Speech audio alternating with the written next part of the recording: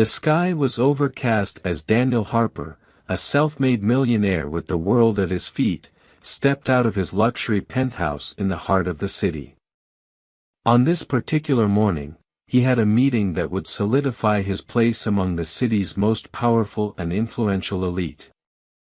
But just as his hand touched the sleek handle of his black car, a nurse approached him, her face pale, eyes wide with urgency. "Mr. Harper," she said softly, "you must not go to your meeting today." Daniel frowned. He didn't know this woman, but something about her tone made him pause. Her voice trembled, carrying the weight of something he couldn't yet understand. "Why not?" he asked, more out of curiosity than fear. The nurse's grip tightened around the strap of her bag. "Please, trust me. If you go, something terrible will happen." 5 hours later, the world was in shock. Nothing would ever be the same. Daniel Harper had always been a man of ambition. Coming from nothing, he had clawed his way to the top of the financial world. A series of fortunate investments, sharp instincts, and an unshakable work ethic had earned him his fortune. Now at 42, he was on the verge of securing a massive deal, a merger that would put his company at the forefront of the global market. Despite his success, Daniel was no stranger to adversity. His wealth had made him powerful, but it had also isolated him. His relationships were superficial, built on transactions rather than trust. He had no family to speak of, no wife, no children, no close friends. His life was driven by numbers, success, and the thrill of winning. He wasn't cruel, but he had learned long ago that empathy and emotions had no place in his world. There was always a price to pay for success, and Daniel had made his peace with that. But this meeting was different. If the deal went through, he would be untouchable, a household name. It was all he had ever wanted.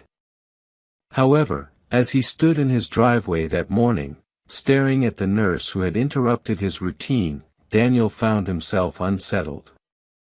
She wasn't just a random stranger, there was a certain familiarity in her face. Her eyes, a deep, unsettling blue, sparked a distant memory, but he couldn't quite place it. "Why shouldn't I go?" he repeated, growing impatient. "I have a very important meeting." The nurse took a deep breath.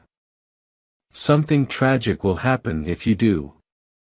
You might not believe me, but I'm asking you to trust me.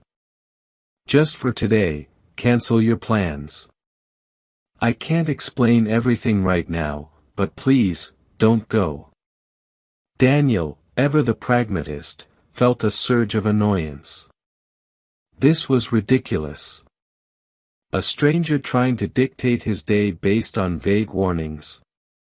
But just as he was about to brush her off, her expression stopped him.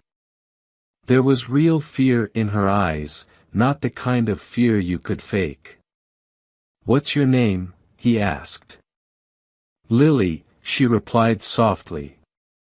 "Lily Carter." The name meant nothing to him, but the tension in her voice, the sheer desperation, gnawed at him. Against his better judgment, he hesitated. He was a man of logic, of reason, but something about this woman, about this moment, made him question himself. "I'll think about it," he said curtly, slipping into his car. "But I can't make any promises." As Daniel drove towards the office, Lily's warning echoed in his mind.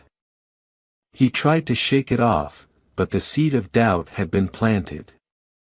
He turned on the radio, hoping for a distraction, but every song, every commercial seemed to remind him of her words, "Something tragic will happen." He glanced at his watch.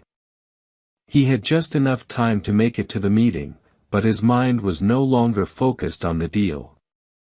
Instead, he found himself wondering, what if she was right? What if something did happen? He laughed at himself, dismissing the thought as absurd. A random nurse warning him about the future. It sounded like something out of a cheap novel, not his life. But as the minutes ticked by, Daniel's unease grew. By the time he reached his office, his chest felt tight, his nerves on edge. He pulled into the parking garage, sitting in his car longer than he should have.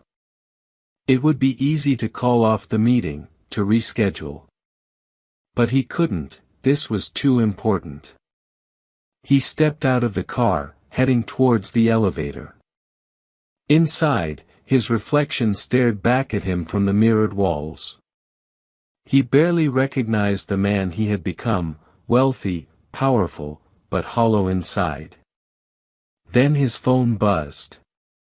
It was a message from his assistant, reminding him that the meeting was in 10 minutes.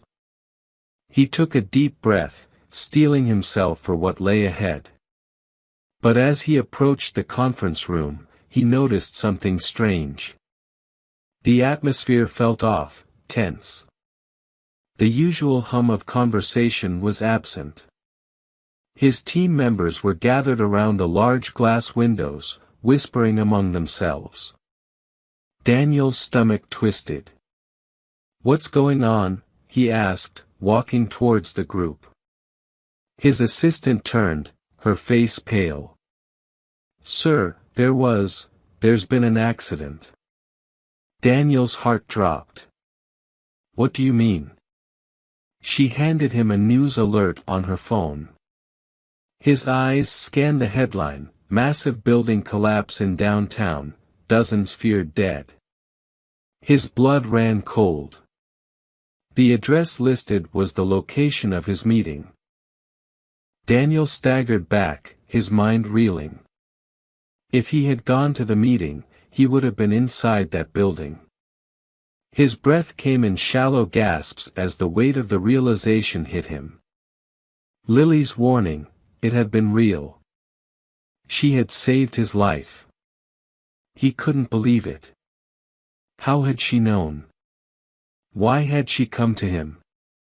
But before he could process it all, his phone rang. It was an unknown number. "Mr. Harper." The voice on the other end was familiar, calm yet urgent.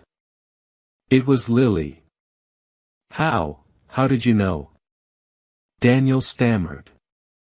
There was a pause. "I didn't want to scare you, but I had to warn you. I've been watching over you, Daniel." His heart pounded. "What do you mean? Watching over me?" Lily's voice was soft, almost sorrowful. "It's complicated, but I've been close to you for a long time. I work in the hospital where you were treated years ago. I remembered you, and when I saw something terrible coming, I had to do something." Daniel was stunned. He vaguely remembered a hospital stay after a car accident years earlier, but it seemed impossible that this woman could have known about today's events. "What are you saying?" Lily hesitated, then finally said, "There are things in this world we don't understand, Daniel. I don't fully understand it myself, but I've always had feelings. Premonitions. And when I saw you this morning, I knew I had to stop you from going to that meeting." Daniel didn't know what to say. A part of him wanted to dismiss her words as nonsense, but the other part, the part that had just narrowly escaped death, couldn't shake the feeling that there was something more at play here. "Thank you," he said, his voice cracking with emotion. "You saved my life." But Lily's response wasn't what he expected. "There's more, Daniel. There's something else you need to know." Over the next few weeks, Daniel's life changed in ways he couldn't have predicted. The aftermath of the building collapse sent shockwaves through the business world. The deal he had been chasing fell through, but for the first time in his life, Daniel didn't care about the money. He had narrowly escaped death, and the experience had forced him to reevaluate everything. Lily continued to visit him, and the two grew closer. She revealed more about her premonitions and how they had haunted her since she was a child.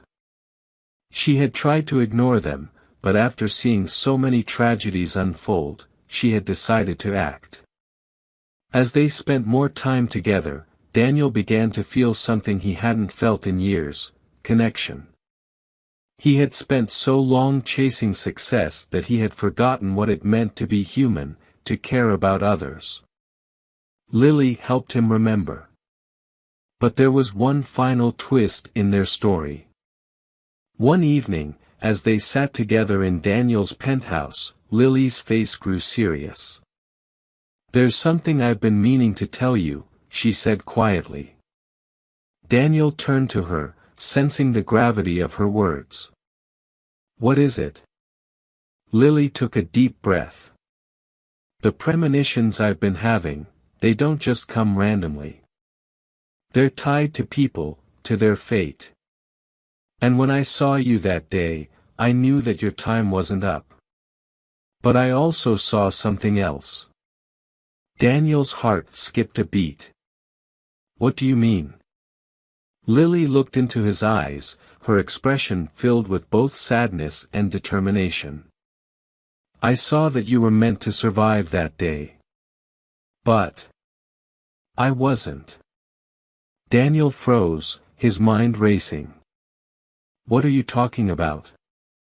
Lily's voice trembled as she spoke. "I'm dying, Daniel. I have been for a while. That's why I couldn't explain everything to you before. I didn't want you to worry." Tears welled up in Daniel's eyes as he realized the truth. Lily had saved his life, but her own time was running out.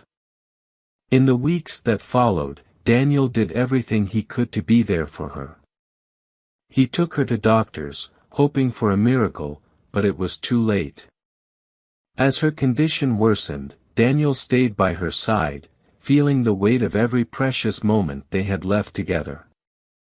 In the end, Lily passed away peacefully, leaving Daniel with a profound sense of loss but also gratitude. She had given him more than just his life. She had given him a second chance to live with meaning, to love, and to find peace.